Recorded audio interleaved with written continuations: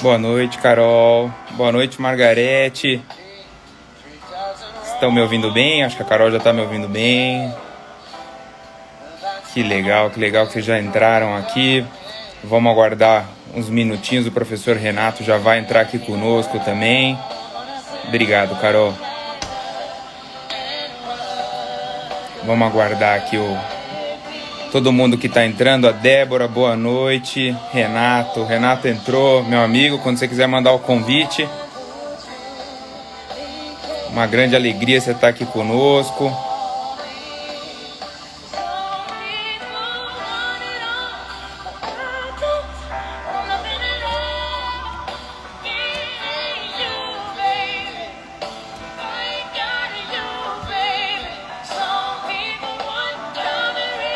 Boa noite quem está entrando, boa noite a todos. Boa noite, Renato.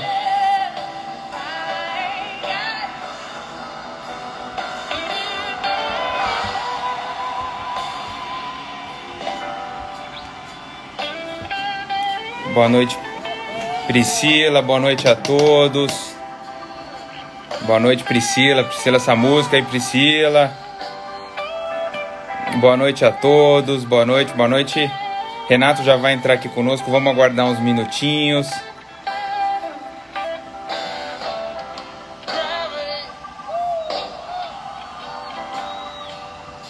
Vamos aguardar uns minutinhos aqui. Boa noite a todo mundo que está aí entrando conosco. Boa noite. Quando você entra, deve ter uma palavrinha ali, solicitar ingresso. Se você quiser entrar novamente, sair, entrar, não tem nenhum problema. Eu também estou tentando aqui te adicionar aqui, não está funcionando agora. Não sei se está acontecendo alguma coisa, acho que não. Aparece aqui, não pode participar, Renato. Do teu lado ali, não sei se você precisa sair e entrar de novo, por favor. Boa noite a todos aí, todos que estão entrando. Jaqueline, o pessoal estava gostando da música aí. Eu vou colocar a música enquanto a gente aguarda o Renato. Tá bom? Boa noite a todos aí. Boa noite a todo mundo que vai entrando aí. Se quiser deixar a localidade que você está, muito importante aqui pra gente. Quem é a primeira vez aqui na live aqui comigo, Thiago Glixman. Muito interessante. Boa noite a todos.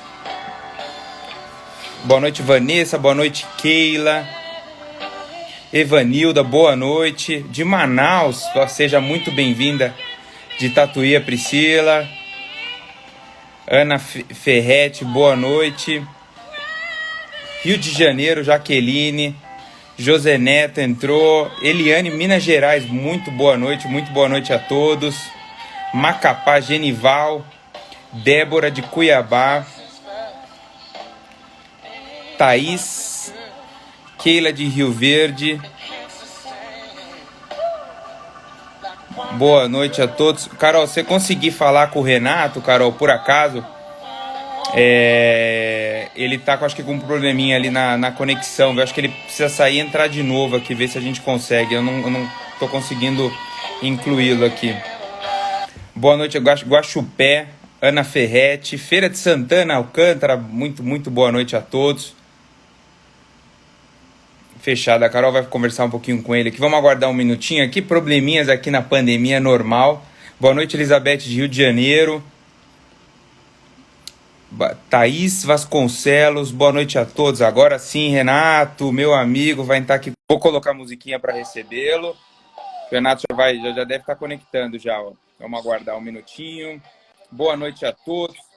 Oh, meu amigo. Vamos aguardar um minutinho aqui. Probleminhas aqui na pandemia normal. Boa noite, Elizabeth de Rio de Janeiro. Renato, está me ouvindo? Acho que você está com duas conexões aí. Vasconcelos, boa noite a todos. Agora sim, Renato, uma musiquinha para recebê-lo. Boa noite, Thiago, tudo bem? Já deve estar conectando já. Ó. Vamos aguardar um minutinho. Boa noite a todos. Tá com Vamos aguardar um minutinho aqui. Probleminhas aqui na pandemia normal. Boa noite, Elizabeth de Rio de Janeiro. Renato, está me ouvindo? Acho que você está com duas conexões aí. Eu vou sair do. Boa noite a todos. Agora sim, Renato. Um minutinho, pessoal. A gente já vai ajustar. Normal, essas coisas acontecem. Conexões, a gente fica, tá com um delay, Jaqueline, isso mesmo, a gente já tá consertando tudo aqui. Boa noite, Leonardo, boa noite a todos aí que estão na live. O tributário de toga, aí, muito interessante. Hoje a live nós vamos falar sobre oportunidades previdenciárias. Então, para todo mundo que está entrando aí, vou deixar alguns recadinhos paroquiais aí. Mande aviãozinho para todo mundo, nós vamos falar sobre contribuições previdenciárias. O Renato ele já está ajustando ali, ele já vai entrar novamente. Para quem ainda não participa do tributário de toga, nós temos o grupo no WhatsApp, todo dia eu disponibilizo várias informações, né? Hoje nós tivemos muita informação, informações que hoje estava quente aqui o cenário tributário, muito importante. Então, se você ainda não está, logo eu já vou colocar daqui a pouquinho aqui o número da Carol. Carol é a nossa famosa Cola com a Carol está aqui conosco. E aí a gente vai conversando diariamente sobre as notícias tributárias aqui. A gente vai aguardar só um minutinho. Márcia, boa noite. Para quem ainda não, para quem é a primeira vez e quiser colocar aqui comigo, aqui, olha, primeira vez, estou aqui no tributário de toga. José Neto, boa noite. Deixa eu aceitar aqui o Renato. Funcionando aqui, muito interessante a live de hoje. Uma live que realmente, antes do Renato entrar, eu acho que é importante isso, né? O Renato já entrou aí. Boa noite, Renato. Olá, boa noite, Thiago, tudo bem? Meu amigo, feliz aqui com a sua participação, viu? Peço desculpas, eu não consegui entrar pelo computador, então eu coloquei pelo celular e agora acho que deu certo. Não sei o que aconteceu. Pelo computador, foi um erro meu, né? Eu que peço desculpas. Pelo computador realmente não dá, tem que ser pelo celular. Acho que o Instagram, uma das melhorias é que o Instagram já está trabalhando já para ajustar. Ótimo. Legal. Renato, primeiro eu queria agradecer aqui em nome do Tributário de Toga a sua participação, muito interessante. Eu já vou passar logo a palavra, porque realmente hoje o cenário que a gente tem aqui no Tributário de Toga é só de alegria, porque você é um dos maiores profissionais que eu conheci na minha vida profissional e eu conheço aí um pouco da sua carreira, né? Você vai conversar com a gente e principalmente dividir um pouquinho da sua experiência. Então, Renato, antes de tudo, muito boa noite. Peço para quem está aqui na live, hoje a gente vai ter uma live muito interessante, mandar aviãozinho para todo mundo. E aqui agora, Renato, eu queria desejar uma boa noite, agradecer novamente e deixar a palavra aqui com você, se você puder se apresentar e seguir, por favor. Muito obrigado mais uma vez, meu amigo. Imagina, Thiago, eu que agradeço a oportunidade. Primeiramente, desejo uma boa noite a todos os participantes. Mais uma vez, agradeço o convite, a oportunidade de estar participando dessa live com você. E é uma grande alegria. Obrigado pelo convite, obrigado pela gentileza. E falando um pouquinho de mim, né, Thiago, como você sugeriu, bom, meu nome é Renato Silveira, sou advogado, atuo na área tributária.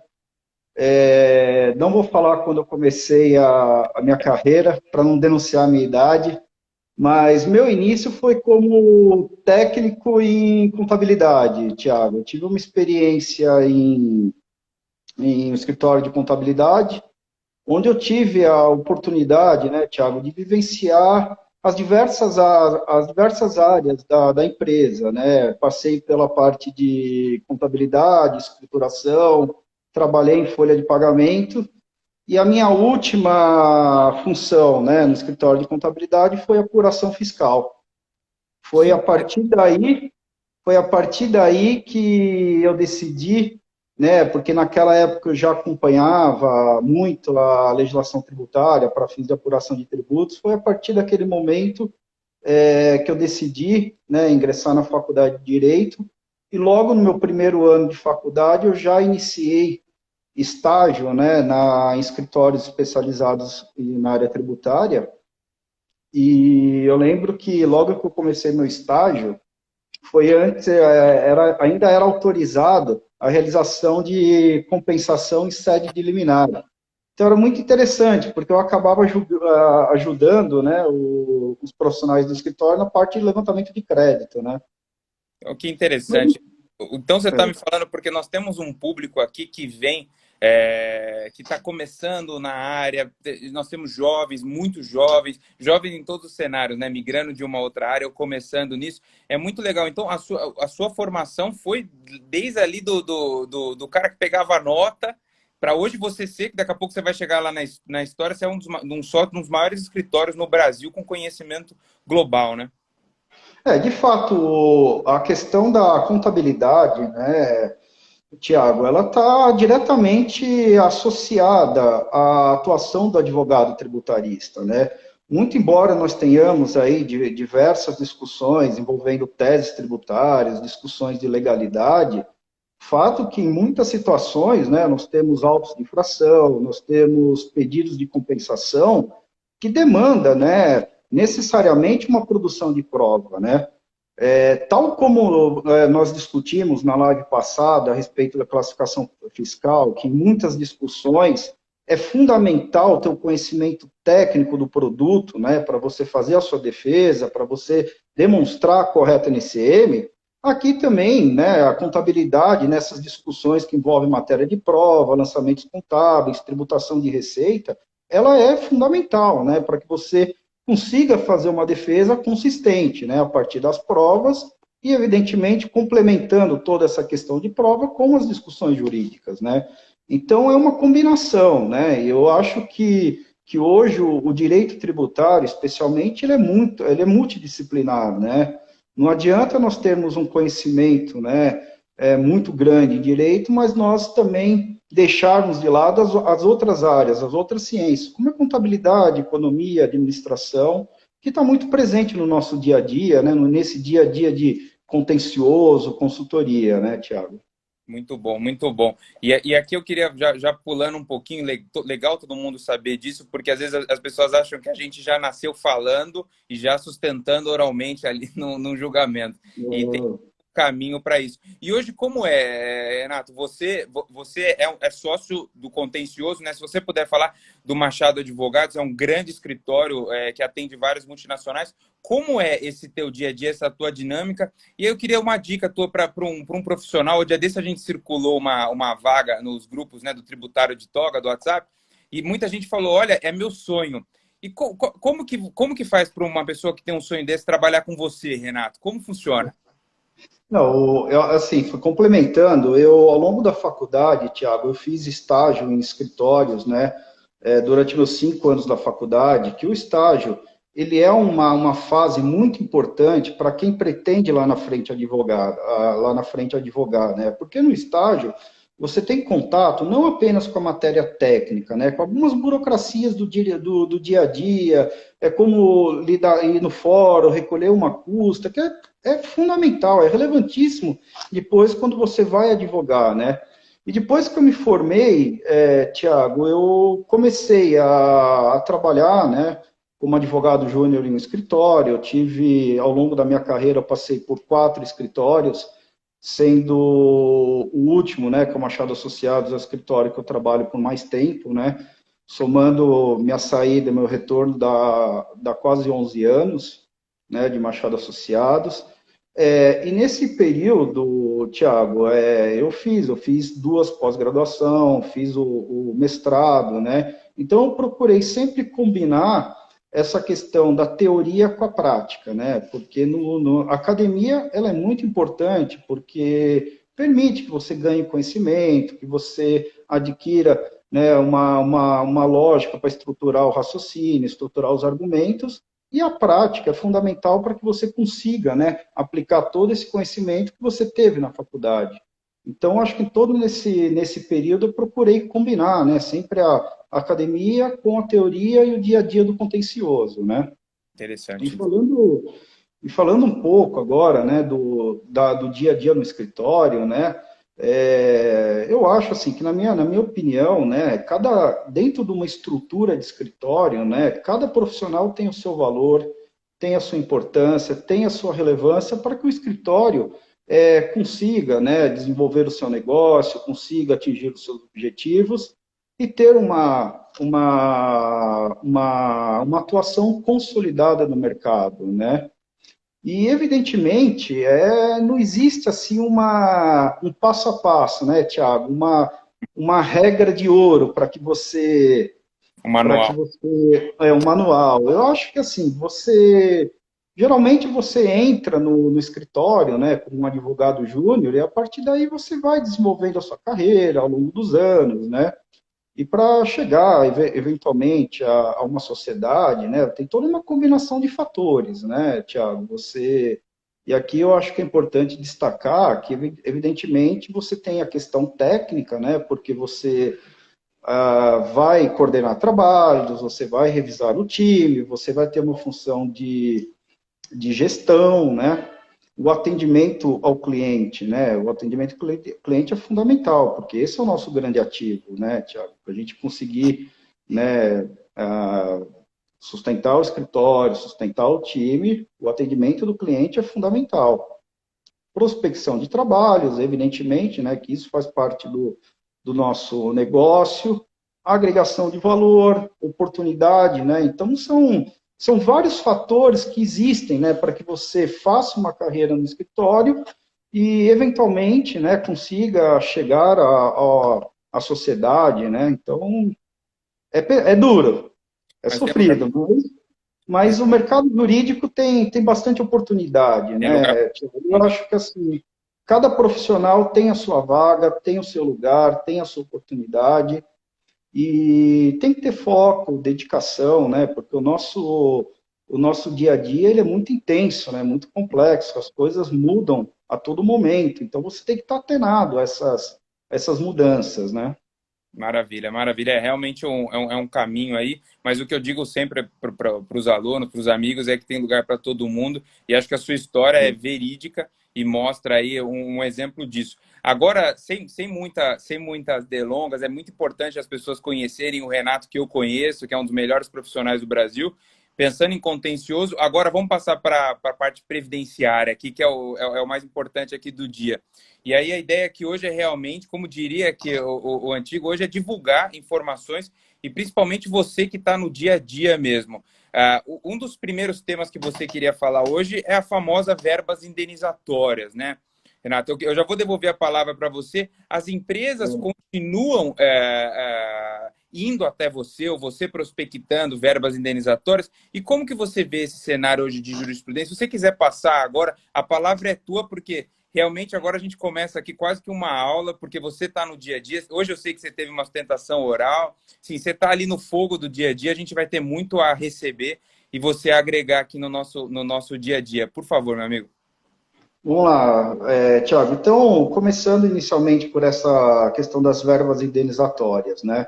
Esse é um tema, Tiago, que já há muitos anos vem sendo discutido no judiciário, perante o Poder Judiciário, a incidência ou não das contribuições previdenciárias, e aqui eu falo da parte patronal, né, que é a parte patronal, que é o 20% da empresa, sobre diversas rubricas, né, que são identificadas ali na folha de pagamentos. E as oportunidades, por incrível que pareça, Tiago, elas ainda existem. Por quê? Porque nós tivemos uma variação ao longo do tempo de jurisprudência, algumas teses que eram boas perderam, outras que inicialmente eram ruins ganharam, aí abre a possibilidade de você recuperar os últimos 5 anos. Enfim, tem uma série de assuntos, né? E aí tratando individualmente de cada verba, né? Agora, o que me parece, Tiago, que essa discussão da verba, ela não diz respeito propriamente ao nome que se atribui à verba, né? Mas sim à sua natureza jurídica. Então, a partir dessa avaliação, às vezes você tem uma verba que para um empregado pode estar sendo destinada à remuneração para o trabalho, outra não necessariamente. Então, o que vai dizer a respeito dessa incidência ou não são os critérios de habitualidade e também os critérios se aquela verba foi destinada para remunerar um trabalho. Então, trazendo como exemplo aqui hoje, nós temos muito bem consolidado na jurisprudência a questão do aviso prévio indenizado e também o auxílio-doença, né, que nós tivemos o julgamento pelo Superior Tribunal de Justiça, em recurso repetitivo, nós ainda tínhamos algum enfrentamento pela Procuradoria Geral a Procuradoria da Fazenda Nacional em relação à aplicação desse entendimento também para as contribuições destinadas aos terceiros. E agora, salvo engano, na semana passada, a Procuradoria ela editou 2 atos, né, desistindo, né, renunciando à discussão do aviso prévio indenizado e do auxílio doença, auxílio acidente, os primeiros 15 dias, a discussão em juízo. Então, é uma discussão que hoje, né, praticamente já foi solucionada de forma favorável aos contribuintes e que remanesce a possibilidade, de repente, de quem não fez, de buscar essa recuperação dos últimos 5 anos, né, Tiago? Porque daqui para frente essa tributação já não existe. Aliás, em relação ao viso prévio indenizado, já tem até um posicionamento da Receita, né, que ela já não cobra mais, não faz essa exigência do aviso prévio indenizado da contribuição previdenciária. Então, agora, me parece que com esse ato da Procuradoria, também acaba se estendendo para as contribuições de terceiros. Porque, no fundo, e aí depois a gente vai falar um pouco dos terceiros, a base de cálculo é praticamente a mesma. Então, não faz sentido, Tiago, eu ter uma verba que não, natureza indenizatória, que não compõe a base de cálculo das contribuições previdenciárias e compor da base de cálculo dos terceiros. Mas essa era uma discussão que a Receita ela não aceitava, o procurador não aceitava, mas agora com esses atos, me parece que a questão foi solucionada. E ainda relacionado a esse bloco, né, de processos que se discutiu a natureza indenizatória, me parece que tem 2 assuntos que eles são muito relevantes, né? Um deles é o salário maternidade, né? O salário maternidade.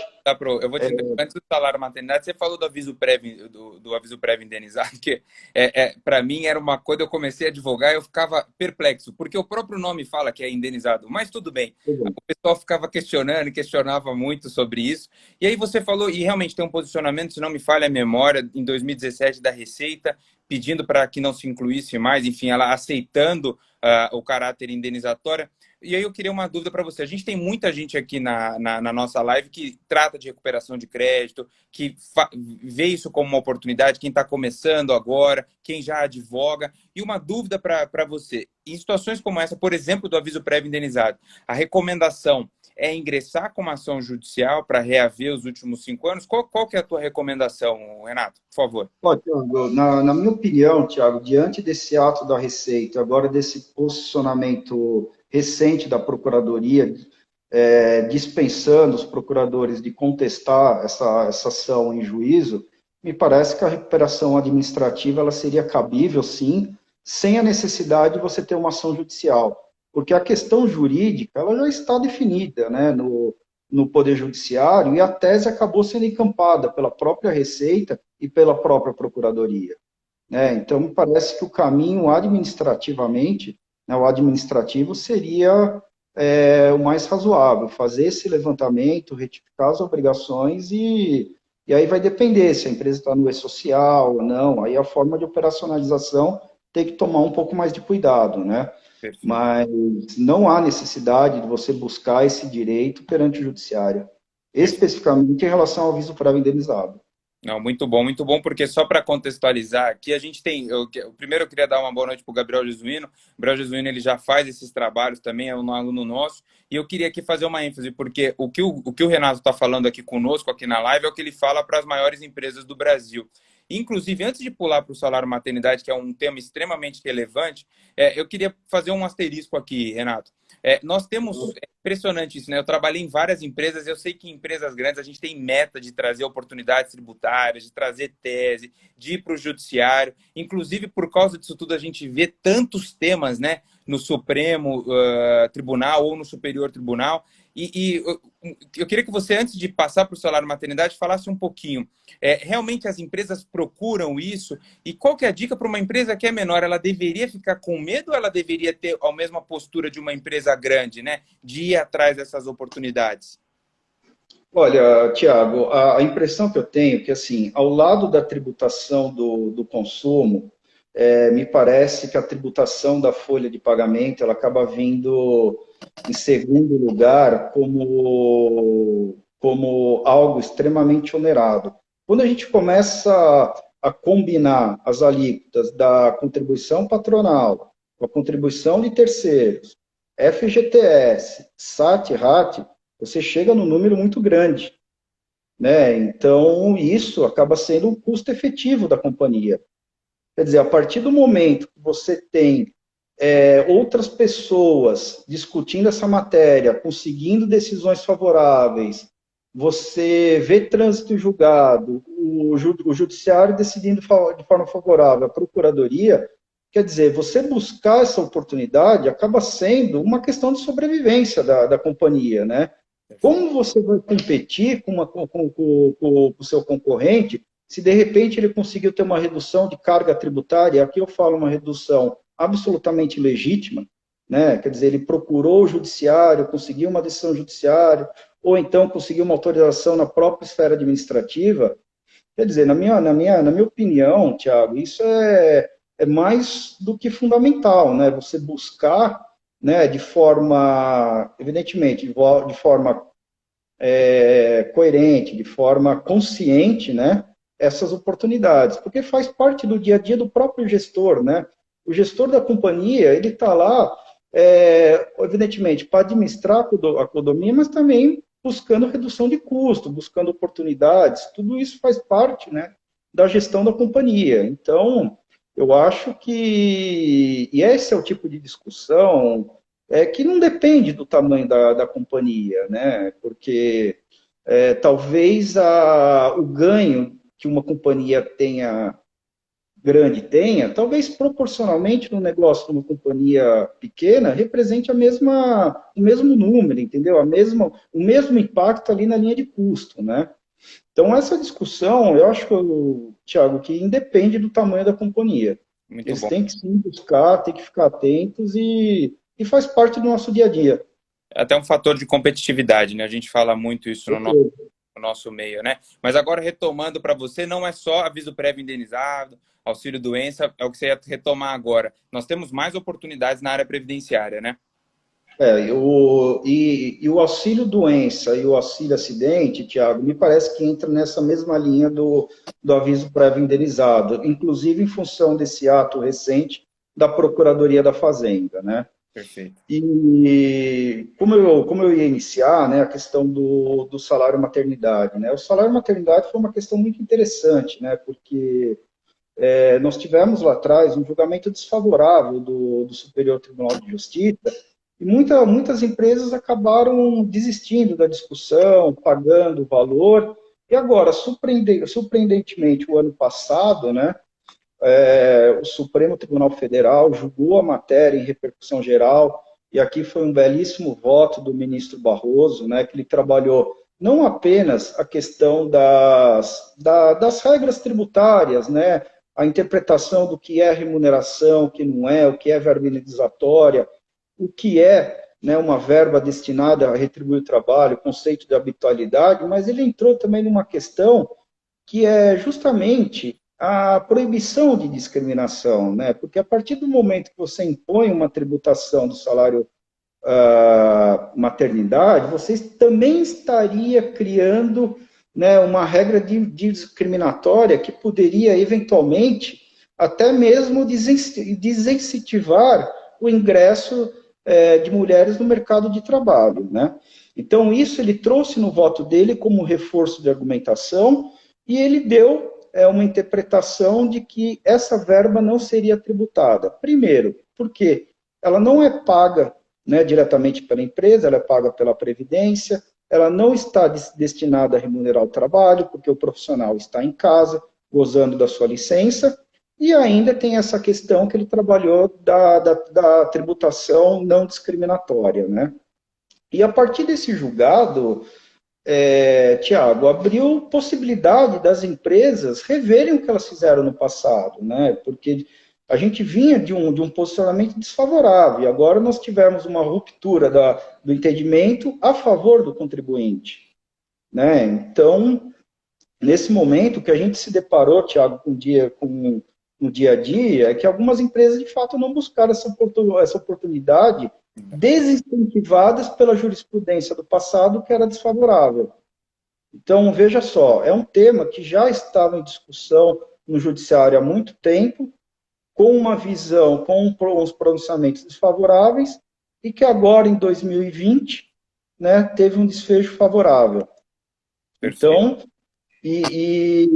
inclusive, eu tive informação de colegas que o e-social ele já foi ajustado para não permitir mais essa tributação daqui para frente. Mas, como eu te disse, agora sobra o passado, né? Então, o passado, me parece que pode sim ser uma oportunidade para quem não aproveitou isso. Então, no salário maternidade, a tua recomendação seria ingressar com a ação judicial para reaver os últimos 5 anos.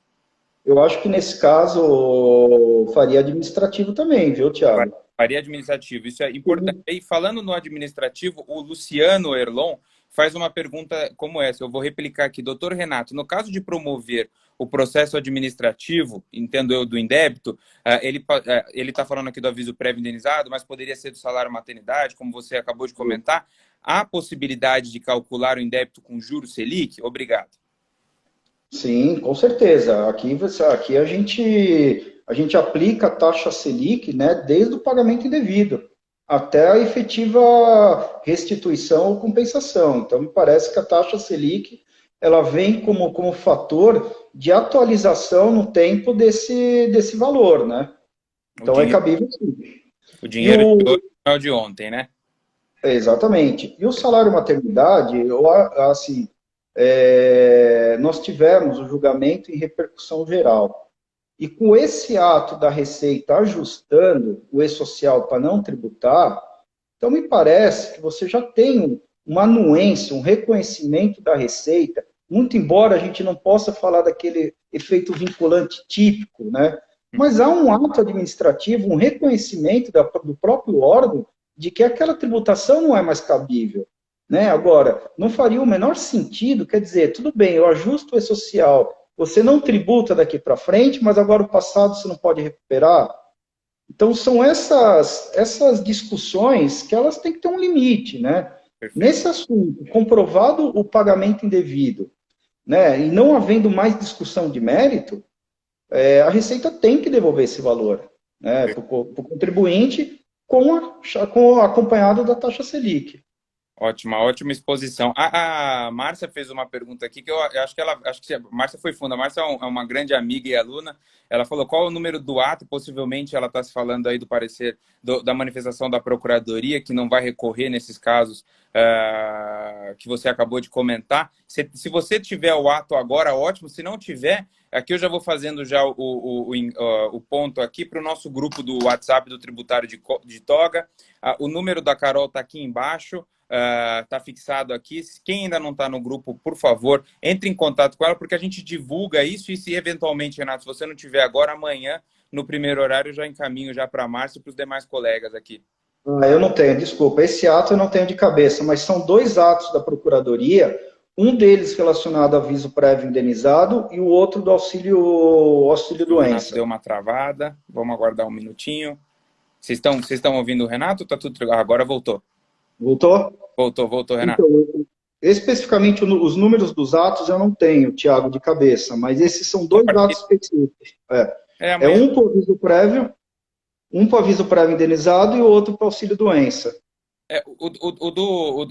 Eu consigo. Amanhã a gente encaminha, Márcia, por favor, pode cobrar aqui para a gente, inclusive porque a manifestação do aviso prévio, eu sei que é em 2017, foi categórica antes da Procuradoria, depois da Receita. E aqui eu quero, aproveitando, entrando aqui na pergunta da Márcia. E pessoal, quem tiver perguntas aqui, aproveite. Vocês estão com um sócio de uma das maiores bancas, né, um dos maiores escritórios. Para quem vê Netflix, é aquilo mesmo ali. É os caras que ficam na Faria Lima, é os caras que ficam de terno, que anda de carro maravilhoso, porque demoraram muito para chegar lá. Mas é um grande amigo e tem toda essa humildade aqui para compartilhar isso. Então, se vocês quiserem fazer perguntas, faça. A Márcia fez uma pergunta muito interessante. Você falou em processo administrativo, falou em Selic, e aí ela fez a pergunta que eu acho que já era próxima aqui no nível de aluno que a gente tem. Proceder à retificação das obrigações acessórias para demonstração do crédito?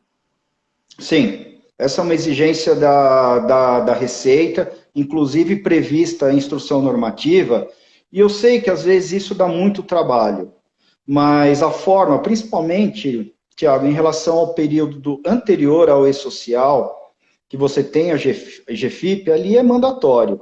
Eu não tenho como constituir esse crédito se eu não fizer a restituição Explicação.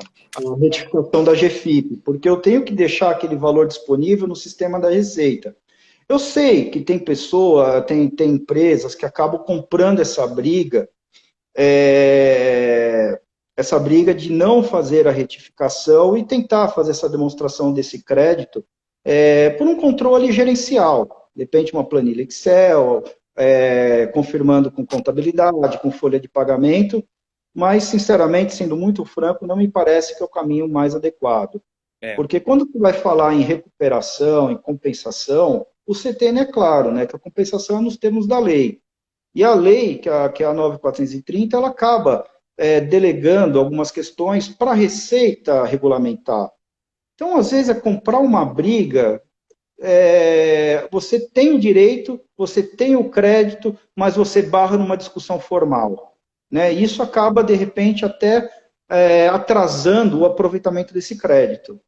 tá. Então, me parece que a retificação das obrigações, ela faz parte desse processo de recuperação.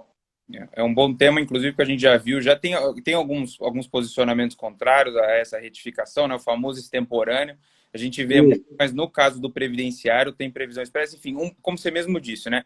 Vai ter que ultrapassar um ponto aí que não precisaria, já que você tem um crédito tão bom. E aqui você falou um ponto que me surgiu aqui. A gente ainda tem um tempinho antes de passar para o texto constitucional. A gente viu e foi divulgado no grupo do Tributário de Toga a decisão da Centauro, se não me falha a memória, fazendo a compensação cruzada para o período anterior. O que você puder explicar a compensação cruzada e, principalmente, qual que é o entendimento de vocês em relação a isso? Você acha que é uma boa discussão? Eu acompanhei essa decisão porque hoje, né, com a lei a 13.670, ela estabeleceu a possibilidade, eu acho que é primeiro pontuar, Tiago, que antes dessa lei havia essa discussão no judiciário e perdeu no STJ, porque os contribuintes já buscaram no judiciário a tentativa de fazer essa compensação cruzada, que é compensar crédito, contribuição previdenciária, contributos federais e vice-versa.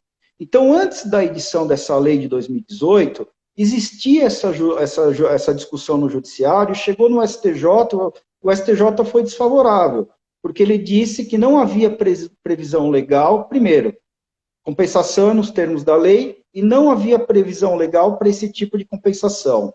Agora, com a entrada da lei em 2018, que é a 13.670, ele fez um corte, e o corte é o E-Social.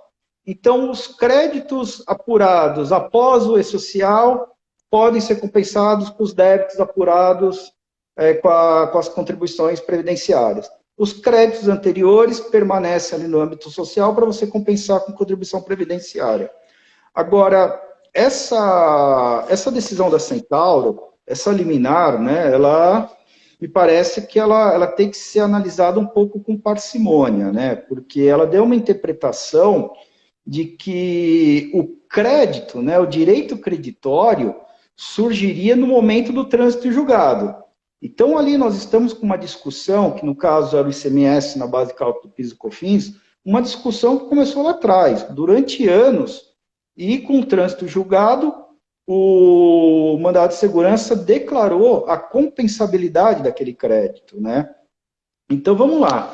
É uma tese, né? Ela foi concedida em sede de liminar, então tem que ser analisado com parcimônia, porque a hora que eu vou apurar o meu crédito, Tiago, meu crédito não surgiu agora em 2020.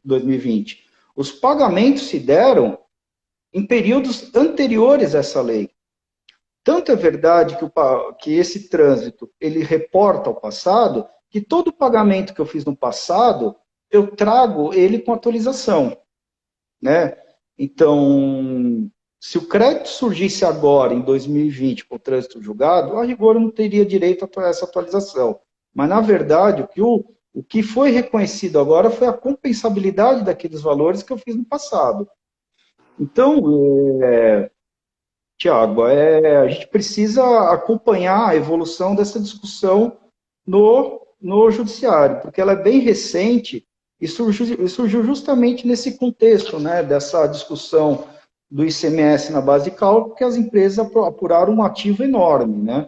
E muitas delas, às vezes, quando combina com não cumulatividade do PIS e COFINS, não tem como escoar esse crédito, né? Porque imagina o seguinte, se eu sou uma empresa que os créditos da não cumulatividade eu já uso para pagar o PIS e COFINS, o que eu vou fazer com esse crédito de PIS e COFINS? Que foi reconhecido judicialmente agora, né? E ainda tem a manifestação da Receita na solução de consulta lá 239 que limita, né, o prazo para você compensar, né? Então, realmente é uma ginástica, né? Então, eu acho que são situações que têm que ser avaliadas a caso, né? Eu acho que a estratégia foi muito bem colocada, a decisão é uma decisão boa. Agora, a gente precisa acompanhar para ver como que vai ser a reação do tribunal, quando o juiz for sentenciar esse caso, né? Entendi. Então, é uma discussão válida. E agora vamos num outro tema que para mim vai ser essa é uma decisão, é uma tese que está tomando muita robustez, que é o famoso terceiros, né? Se você puder falar como que está isso, Você não está falando pedindo texto constitucional para terminar esse bloco? Lógico, o texto constitucional nós temos 18 minutinhos, o texto constitucional não é tão bom, mas se você quiser falar, assim, eu acho importante, e depois, se você quiser já colocar já os terceiros, fica à vontade, Renato, por favor. Legal. Porque o texto constitucional de férias, Tiago, foi exatamente a situação inversa, né? Era uma tese que o contribuinte ganhou no STJ em 2014 em repetitivo.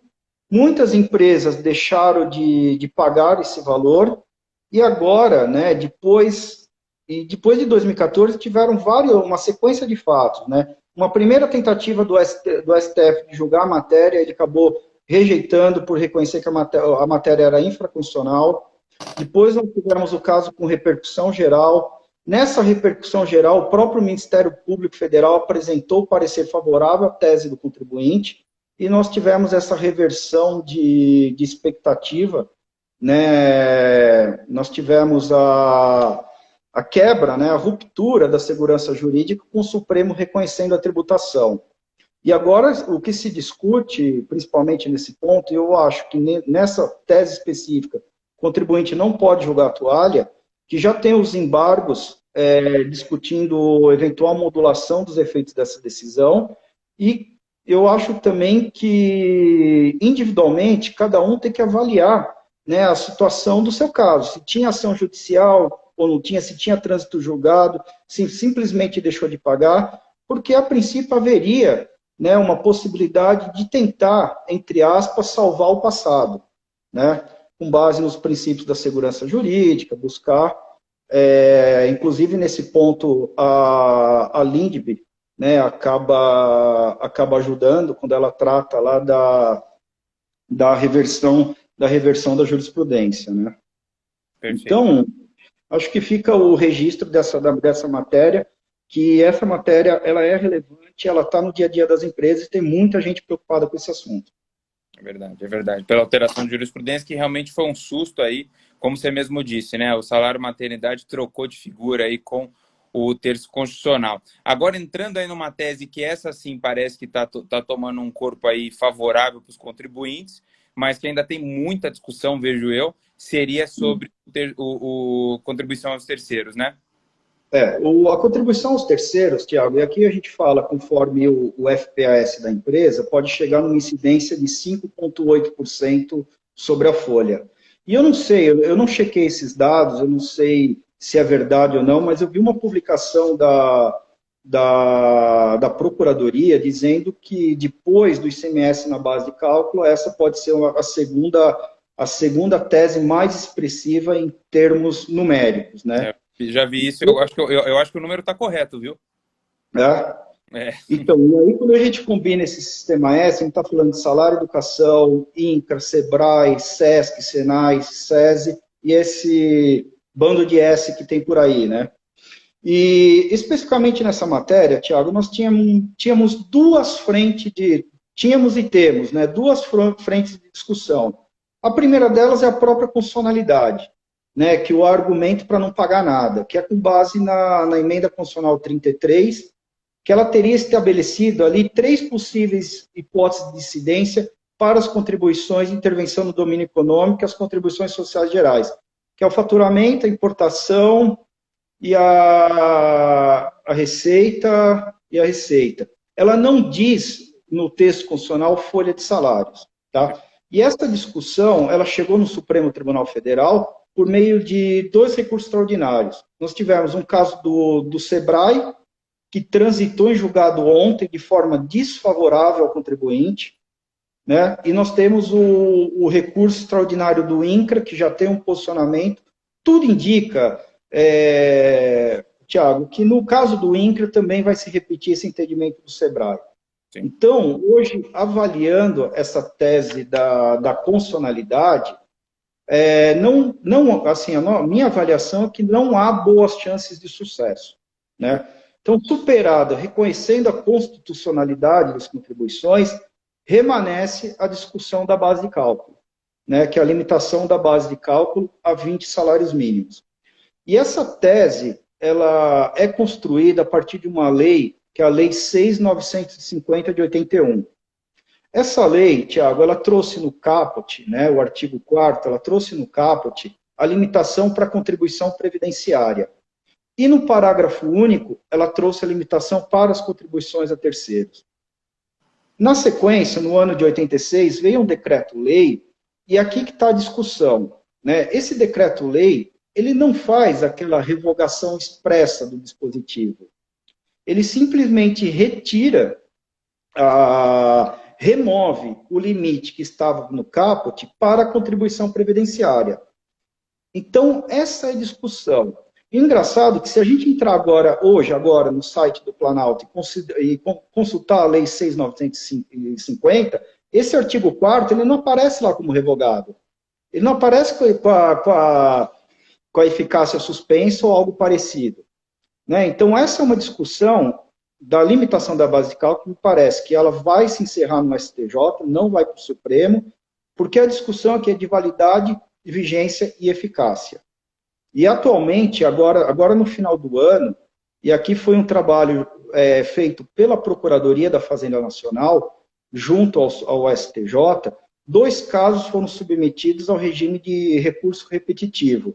E com base nessa decisão, a ministra Regina Helena, ela suspendeu o trâmite nacional de todos os processos. Essa suspensão, Tiago, não significa que o contribuinte não possa entrar com novas ações. Perfeito. Pode entrar com ações, e a tendência é que os pedidos de liminares sejam apreciados, porque é uma situação de urgência, né? Os requisitos para apreciação da liminar. E falando, assim, rapidamente, né, ou de forma objetiva, a respeito das teses, né, que principalmente surgiram aqui no TRF da Terceira Região. Então, nós temos 3 pronunciamentos, 3 linhas de argumentação nessa matéria. A primeira é que, de fato, o parágrafo único do artigo 4º da Lei 6.950, ele permanece válido, vigente e eficaz, e ele constitui, na verdade, uma regra autônoma que não foi afetada pelo decreto de 86. Perfeito. Essa linha de argumentação é a linha de argumentação que hoje existe em uma turma do TRF da Terceira Região. Nós temos 4 turmas aqui no TRF de São Paulo julgando essa matéria. Esse é o posicionamento de uma das turmas, que é o posicionamento, Tiago, que tem na primeira e na segunda turma do STJ, mas os pronunciamentos do STJ, pelo menos até o momento nessa matéria, eles vêm muito trazendo o pronunciamento do José Delgado, ministro José Delgado, de lá de trás. Então, tem assuntos ainda, tem argumentos que precisam ser enfrentados. E um deles, que é um outro posicionamento do TRF, que a gente tem Primeiro, a gente tem posicionamento, que é o da primeira turma, que foi revogado, de fato, com o decreto de 86, na linha de que o parágrafo não poderia subsistir sem o seu caput. Nós temos uma segunda linha de argumentação a favor da revogação, que é o próprio regime introduzido pela Lei 8.212. Lembrando que a Lei 8.212, ela trata especificamente de contribuição previdenciária. Então, me parece, Tiago, que esse não seria um argumento suficiente para rebater a questão com as contribuições de terceiros, porque as contribuições de terceiros elas estão dispostas em dispositivos, em leis específicas, né, elas não encontram fundamento de validade no artigo 195 da Constituição Federal. Então, a entrada em vigor da Lei 812, né, com a criação disciplinando as contribuições previdenciárias, a princípio não me parece um argumento válido para afastar essa discussão das contribuições destinadas a terceiros. E aí tem uma terceira, mais uma linha de argumentação, é que essa discussão não se aplicaria para o salário educação, porque o salário educação ele foi instituído em 1996. Então, ele é posterior a essa lei de 81 e ele teria tratado a incidência de 2,5% sobre a folha de salários. Então, tem pronunciamentos, né, do tribunal aplicando a limitação para todos os demais S's, exceto o salário educação. E ainda nessa discussão, e nesse ponto, a Procuradoria da Fazenda está sendo muito habilidosa nas suas defesas, nos seus recursos, ela está traçando uma linha sucessiva de argumentação. Olha, se entender que essa limitação de base de cálculo ela está vigente, o dispositivo está vigente, então o cálculo tem que ser feito por funcionário e não sobre a folha. Então, esse é um argumento... Eu vou parar você agora um pouquinho, porque realmente é muita informação. A gente sabe efetivamente que nós temos aí linhas, e como qualquer tese, a gente sabe ainda que tem um campo de discussão muito grande. Agora você vai entrar num campo, a gente tem poucos minutos, mas é um campo, acho que um dos mais relevantes nessa tese, sobre o que a Procuradoria defende que é a base e o que você, efetivamente, como advogado, defende que é a base, que é a mesma leitura que eu tenho. Então, eu peço para quem estiver aqui na live tomar muita atenção, porque é uma pergunta recorrente. A base de 20 é o quê? É uma pessoa, ou é tudo? Enfim, é uma parte muito importante. Agora, prestem muita atenção, porque isso realmente é muito relevante. O argumento da Fazenda é que esse cálculo tem que ser feito por funcionário. Então, a tese se aplicaria apenas para aqueles que são registrados cujo valor extrapola os 20 salários mínimos, que seria superior a 20 mil reais. E esse raciocínio ele está pautado com uma legislação da década de 60, porque em um dado momento, a contribuição da parte patronal, previdência patronal, ela acompanhava a contribuição do segurado. E o que extrapolava, e se houvesse extrapolasse lá os 8%, aí você teria uma complementação da parte patronal em cima da diferença.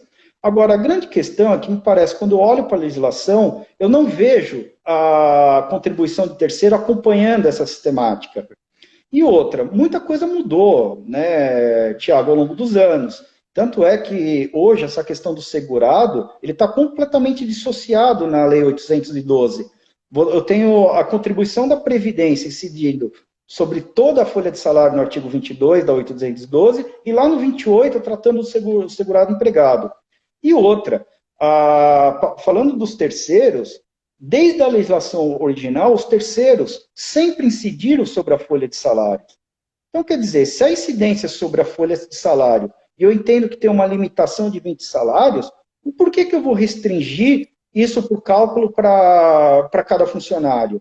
Quer dizer, falta um pouco de razoabilidade nessa interpretação. Quer dizer, para exigir, eu exijo sobre a folha. Para restringir, eu vou calcular, para limitar a base, eu vou calcular conforme o salário do funcionário. Quer dizer, essa tese, Tiago, ela já teve acolhimento em alguns juízes de primeira instância, tá?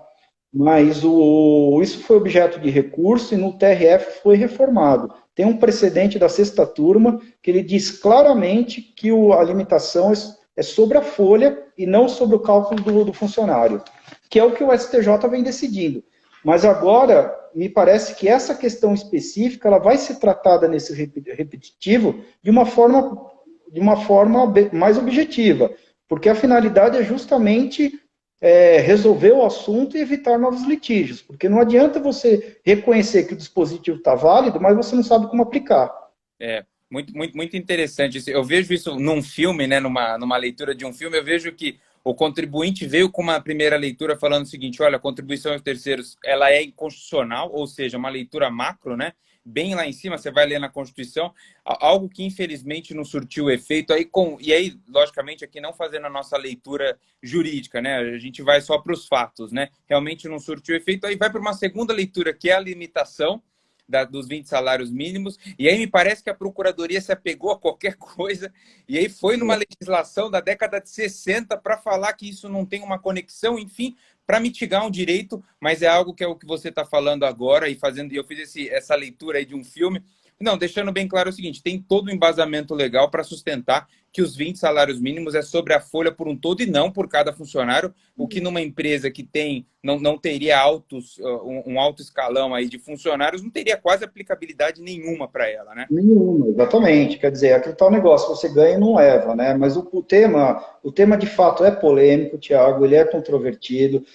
Inclusive no meio acadêmico, entre os advogados, tem divergência, né, de entendimento, mas o que agora, olhando o lado bom disso, né, o STJ, a partir do momento que ele suspendeu o trâmite dos processos, então parece que ele vai enfrentar todas essas questões e dá a segurança, né? Se ele mantiver a decisão de que o dispositivo está válido, ele vai ter que enfrentar esse argumento, né? E pelo menos assim, os processos vão prosseguir, as empresas terão uma maior visibilidade e previsibilidade em relação ao cálculo que deverá ser feito, né? Maravilha, maravilha. Nós já passa muito rápido, Renato. Vou te dar uma surpresa agora. Falta 2 minutos para terminar a live, né? O Instagram ele corta aqui. Então, eu queria só deixar meu último recado e depois vou deixar a palavra para você encerrar. Primeiro, quero agradecer, Renato Silveira. Você é um dos maiores advogados que eu já tive a alegria de conhecer na minha vida profissional. Em empresa, sei que você atua com as maiores empresas do Brasil e tem um cenário fora do Brasil. Enfim, uma alegria muito grande. Tenho a felicidade de falar que você é um amigo. Muito obrigado novamente por estar aqui. As pessoas estão aqui falando parabéns e realmente eu não tenho palavras para agradecer. Eu só vou... A gente tem várias informações que não vai dar tempo de responder agora, e aí amanhã eu me comprometo e, por favor, me cobre no Tributário de Toga, no nosso WhatsApp. O número da Carol está aqui, se você ainda não participa. Conversa com ela, a gente vai compartilhar. Os amigos já compartilharam aqui, mas é fácil para a gente manda para vocês amanhã. E aqui, Renato, deixando para você, nesses últimos minutinhos, não só para você se despedir, mas para quem está começando, que hoje vê um sócio de uma das maiores bancas, realmente valeu a pena toda essa trajetória. E segundo, a área previdenciária, a área tributária previdenciária é um ponto aí que todo mundo precisaria ter um pouquinho mais de... colocar uma estrelinha maior, porque as oportunidades são muito robustas. Qual que é a tua opinião, por favor? E antes de tudo, meu amigo, muito obrigado mais uma vez, hein? Imagina, Tiago, eu que agradeço, foi uma alegria participar dessa live com vocês, agradeço a presença de todos, muito obrigado pela atenção, e de fato, Tiago, para você ver, entender a importância dessa questão da tributação da Previdência, hoje no CARF nós temos uma turma, que é a segunda sessão, que julga somente essa matéria, e nessa sessão nós temos 4 turmas de julgamento, com 8 julgadores, mais a Câmara Superior. Eu acho que esse é um dado relevante que já demonstra a importância dessa matéria, porque nós falamos aqui rapidamente de temas, 2, 3 temas, e mesmo assim você viu que tem um monte de coisa. E agora, quando você extrapola para os outros itens da folha de pagamento, é um contencioso gigante, discussões das mais variadas, discussões que envolvem, de repente, implantação de plano de remuneração de executivo, aí você vai para bônus, stock options, PLR, premiação. De fato, é um oceano para se navegar nesse assunto de previdenciário, tanto em termos de consultoria, em termos de contencioso, né, Tiago? Então tem bastante tema, tem espaço para todo mundo, tem debates que ainda florescem a cada ano no judiciário. É uma área que de depressão ninguém vai morrer, viu, Tiago? Sendo muito franco. Acho que o Instagram daqui a pouco já vai cortar. Eu queria agradecer todo mundo que participou da live. Muito obrigado. Nato, se você quiser deixar o seu boa noite também, muito obrigado, meu amigo, de novo pela participação. E obrigado novamente, porque foi uma excelente explanação aí de todos esses pontos. Muito obrigado a quem participou aqui. E, Renato, se quiser deixar o seu boa noite, a gente encerra. Muito obrigado, viu? Tiago, primeiro agradeço a gentileza pelas palavras, pelo convite. Boa noite a todos, muito obrigado. Eu participo dos grupos do Tiago e podemos também interagir aí pelos grupos. Fique absolutamente à vontade. Um grande abraço a todos e boa noite. Uma boa noite, gente. Muito obrigado, viu? A gente conversa agora no WhatsApp. Até quarta-feira que vem. Um grande abraço. Obrigado, Renato. Tchau, tchau.